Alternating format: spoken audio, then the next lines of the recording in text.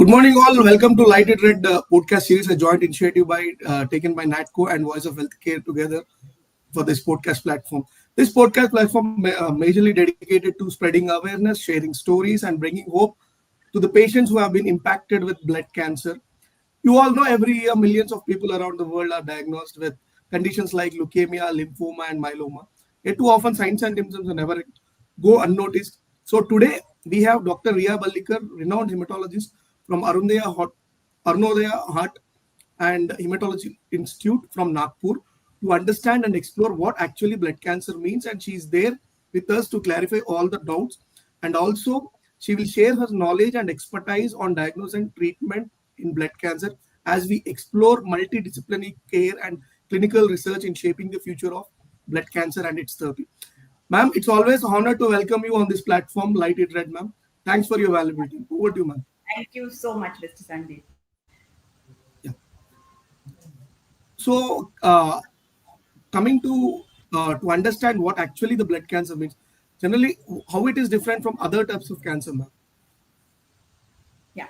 So, firstly, I would say this is an excellent initiative that you've started for patients with blood cancer who are actually fighters, survivors. And something like this not just motivates people, but it also spreads awareness about the disease. So, much needed. So, coming to your question, I think the question was what are blood cancers and how is it Yes. different from the other cancers? Yes. So, any cancer happens when a cell in the body grows out of proportion of what it should be. Disproportionate growth of any particular type of cell is a cancer. So, when suppose it is in the stomach, the cells of the stomach, it is stomach cancer. It is lungs, then it is lung cancer. And when these cells are in the blood, you get blood cancer. Now, what is different about this particular cancer is that you know that blood goes to every particular part of the body, every particular organ in the body. So, you name the organ and your blood supply has to be there. So, blood cancer is something that's going to be there all over your body. Blood cancer is something that can have catastrophic presentations, unlike a stomach cancer that would grow over a period of months, sometimes even years. Same for lung cancers. Blood cancers tend to be catastrophic. So that is one important difference, I would say, between these cancers and the other cancers. One more thing that happens is in the staging of these particular cancers. So, when you look at solid cancers, suppose I'm looking at cancer of the lung, let's take that as a prototype. Then, depending on where all it has spread, suppose it's just localized to the lungs, how much, what are the dimensions of the tumor, you would have your stage 1, 2, 3, depending on which nodes are affected. But like in blood cancers, it's everywhere. So blood cancer staging is more based on genetics. It is more based on the karyotyping, the mutations that the patient has. And if you look at the evolution landscape of blood cancers, things have really evolved. So we are actually using genetics to stage and classify this cancer. And why this is important, we'll come to that later. Okay. Now, how is this increasing trend, ma'am, incidence of this blood cancers? Yeah, that's a good question. So when I was doing my studies in hematology, when I was doing my super specialization way back in 2013, uh, if we look at the situation then and now, things have changed a lot. Uh, I would give you the example of a cancer like multiple myeloma. It's a type of blood cancer. So ours was a tertiary referral center. We had people from many states coming to our institute for diagnosis and treatment. So in such a center, the number of myeloma patients many times we used to get one myeloma per week or maybe one myeloma in 2 weeks, new patients. But now, if you see me alone, like I cater to this population of Nagpur, and there are many other hematologists along with me. So, me alone sitting in this city, sometimes I get 3 to 4 myeloma cases per week, new patients is what I mean.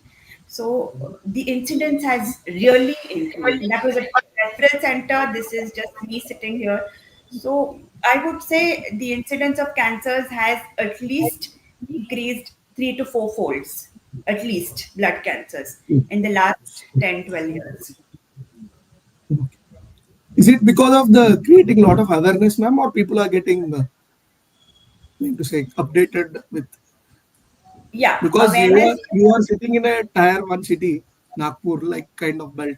So you lot of rural background people also you see. So that's the Yes. reason I was. Awareness is one reason, Mr. Sandeep, because now people know the symptoms. We are trying to promote awareness. We have a small foundation also. It's called the Hemo Heart Foundation. So through that, we try to raise awareness about blood cancers in this part. So there are many such things happening, parallel activities, not just us, many other people. The government is taking some initiatives. So awareness is one thing, but I would say the actual incidence is increasing. It is not just the awareness leading to detection, the actual incidence is also increasing of cancers. Okay. Ma'am, generally, who are at risk of developing this blood cancer, ma'am? Yeah. So, if you look at what we were taught some years back, we were taught that anyone who smokes, drinks, uh, is into high risk habits and behaviors is the person who would get cancers. But now the situation has changed. In fact, you look at our blood cancer patients, 90% of them would not have any addictions. And we have so many children, even children as young as less than 1 year of age are suffering from blood cancers. So there would not be any risk factor here, right? The environmental risk factors. So I think what is increasing is mm, risk factors that would matter in our blood cancers would be the environmental pollution, maybe that is increasing, our exposure to insecticides, pesticides, maybe food additives. In the food that we eat, there are additives, there are preservatives. Maybe that is contributing, we don't know. And one big chunk of the diseases are also genetic. So, genetic risk factors also play a part in blood cancers. So, one thing I would like to add here is when we diagnose patients with blood cancer, adults with blood cancer, the first reaction is I don't smoke, I don't drink, I don't even have tobacco, soft, nothing. Then why am I suffering from this blood cancer? So there is a lot of reluctance when patients who are not at risk, rather they don't have any risk factors when you diagnose them, and that sometimes leads to delay in diagnosis. So what we need to hammer in the population is that sometimes you may not have any risk factors, but still you can suffer from blood cancers. Okay. Ma'am, unlike in solid cancer, if the whatever the gene carriers are there in existing family, the heredity. So, for example, in a family, a patient is already affected with blood cancer. In that particular coming generations, this mutation can be this Yes. mutation can cause that or yes, this gene carrier can be passed on to the other generations in blood Yes. cancer, ma'am. So yes. So, if you look at something like breast cancer, there are some mutations like the BRCA mutations and all those. So, if they are there in the family, then we even advise something like, prophylactic mastectomy or oophorectomy. Matlab remove the ovaries, get a breast surgery done to prevent from the risk of blood cancer if the patient has it. But that situation doesn't much exist in blood cancers. So if you look at the type of mutation, there is something called a germline mutation and somatic mutations. So those germline mutations are genetic. It would differ from every individual cancer. So some mutations, when they are germline, that is the time we would, screen the family members if they have it or no. And if they have that particular mutation, then we would screen them regularly. Nothing drastic like uh, Okay. like major Other. intervention. Just yes, just educate them about the symptoms. Tell them to get a regular CBC and health checkup done. That is what we do. Okay, ma'am. So coming to when we talk about screening and diagnosis method, uh, eh, is it so important, ma'am, for early detection in blood cancer also? Early detection. Screening is more important for solid cancers. Yes. Okay. So in women, we tell them get mammographies done. We Mhm. get some blood tests done. Yeah, that is important for solid cancers. But when it comes to blood cancers, the only screening that you can do is a regular health checkup, a Okay. CBC.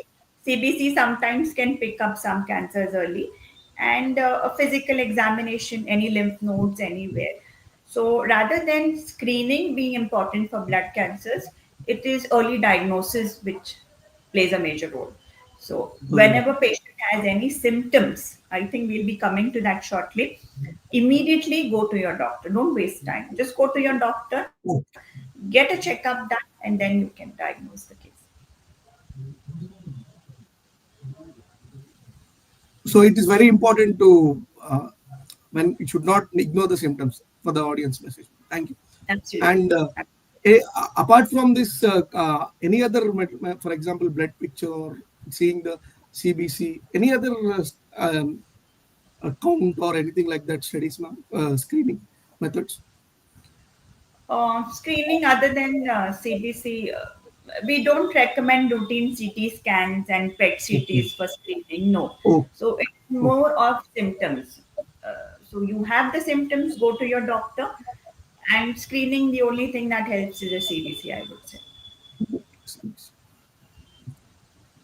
Okay, ma'am. When we talk about its treatment, ma'am, how, and treatment and innovation, if we talk about, how has this treatment landscape for blood cancer evolved from compared to last decade? Yeah. Treatment So landscape. definitely, it's evolved a lot.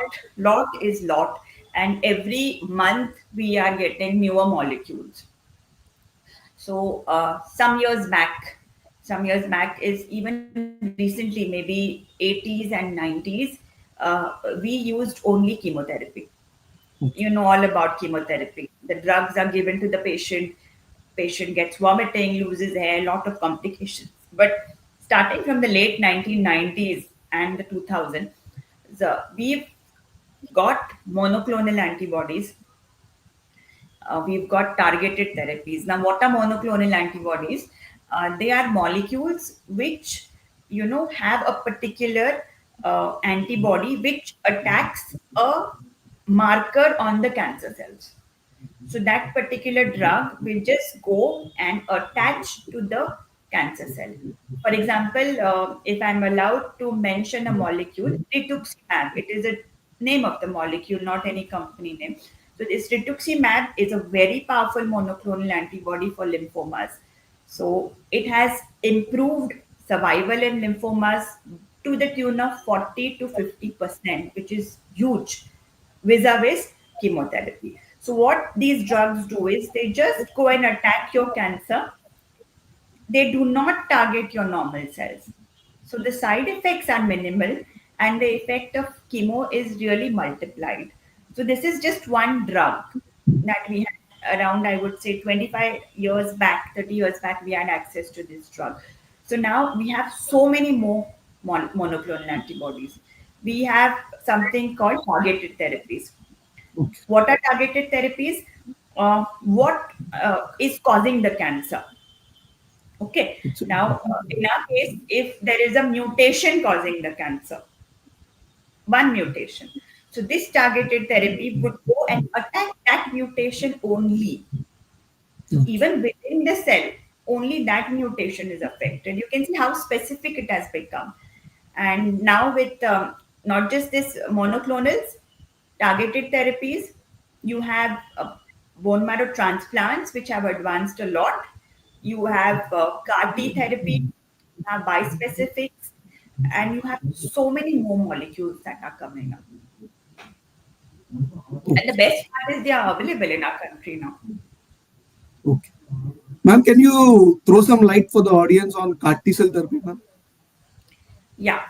So, CAR-T is when you are using your body's own cells to fight Hmm. the cancer. Okay. So, CAR-T is approved for three cancers as of date. One is ALL, acute lymphoblastic leukemia. One is myelomas, and one is lymphomas. In these three spheres, CAR-T has revolutionized treatment. And as of now, it is used in those patients who have failed all other lines of therapy. Mostly, that is the subset that we are catering to. So, in this, what is done is the cells, T cells, it's a type of immunity cells from the patient are taken, they are multiplied in the lab, and before multiplying them, they are made to attach to a particular molecule that would attack Okay. the cancer. So you would have your CD19 CAR T or whatever you want to attack a myeloma, depending on that cell, tag them, multiply those cells, and those genetically engineered cells are given back to the patient. So the patient's own T cells are fighting the cancer.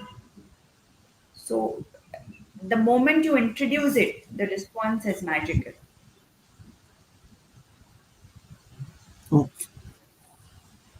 Okay, ma'am. And uh, when we talk about this bone marrow transplantation, ma'am, when does the patient is eligible for BMT? So, see, there are some patients where we do it in the upfront setting. So, not all blood cancers need bone marrow transplant.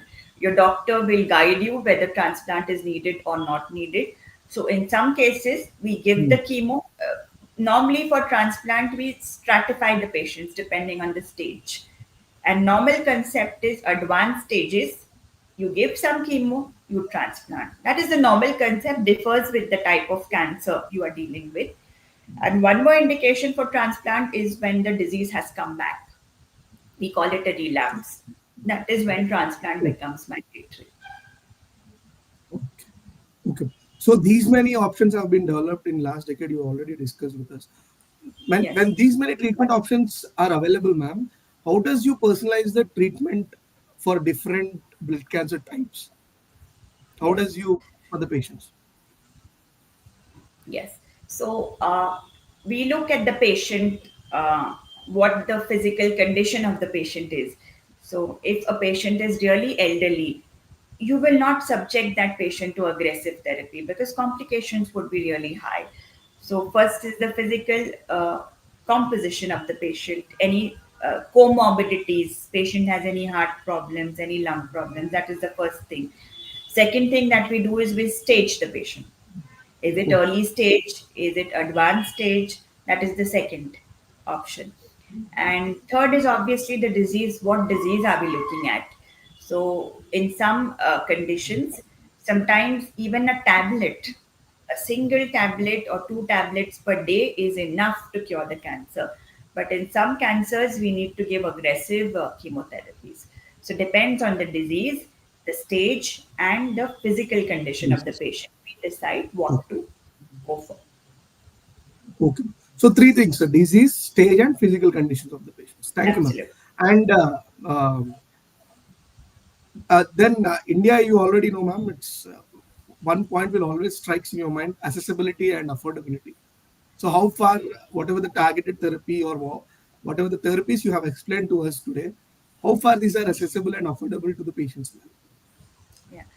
So we have access to all the therapies right now. Where I'm living, we have everything. But sometimes in the peripheries, it does become a problem. Sometimes, Okay. even when targeted therapies are available, people are still using hardcore chemotherapies. Sometimes suboptimal treatment does happen in resource constrained settings.